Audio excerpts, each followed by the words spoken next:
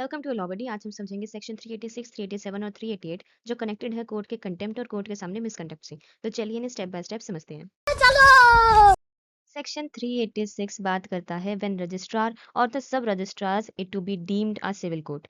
ये section simple है। ये कहता है कि अगर स्टेट गवर्नमेंट चाहे तो डिसाइड कर सकती है कि रजिस्ट्रेशन एक्ट 1908 के अंडर अपॉइंटेड कोई रजिस्ट्रार या फिर सब रजिस्ट्रार को सिविल कोर्ट माना जाए, but only for the purpose of section 384 and 385 of BNSS.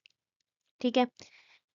For example कि अगर कोई रजिस्ट्रार के ऑफिस में डॉक्यूमेंट रजिस्ट्रेशन के दौरान बदतमीजी करता है और स्टेट ने उस रजिस्ट्रार को सिविल कोर्ट डिक्लेयर किया है तो वो सेक्शन 384 और 385 के अंडर एक्शन ले सकता है। ठीक है। देन हमारे पास सेक्शन 387 जो कि बात करता है discharge of offender on the submission of apology. ये सेक्शन एक ह्यूमैनिटेरियन रिफॉर्मेटिव अप्रोच बताता है। अगर किसी पर्सन को सेक्शन 384 के तहत पनिश किया गया है या फिर सेक्शन 385 के तहत मजिस्ट्रेट के पास भेजा गया है, ठीक है, और उसने अपनी गलती मानी या फिर अपॉलजी दी, तो कोर्ट अपने डिस्क्रिशन से उसको माफ कर सकती है। कोर्ट ऑफेंडर को डिस्चार्ज कर सकती है,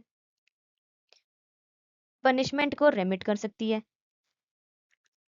यानी कि कम या फिर कैंसिल कर सकती है, अगर ऑफेंडर सिंसियरली अपॉलजी देता है या फिर कोर्ट के ऑर्डर को मान लेता है। ठीक है।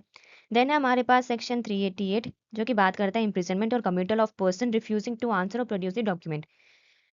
ये सेक्शन कहता है कि अगर कोई विटनेस जो है या फिर कोई पर्सन जिसे कोर्ट ने बुलाया है क्वेश्चन का जवाब देने के लिए या फिर डॉक्यूमेंट या फिर कोई चीज प्रोड्यूस करने के लिए, वो रिफ्यूज करता है तो कोर्ट उसे पनिश कर सकती है।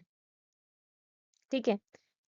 कोर्ट उससे पहले रीजनेबल अपॉर्चुनिटी देगी अपना रीजन बताने की। अगर वो कोई वैलिड एक्सक्यूज नहीं देता तो कोर्ट रीजंस लिखकर इन राइटिंग उसको पनिश करेगी। ठीक है।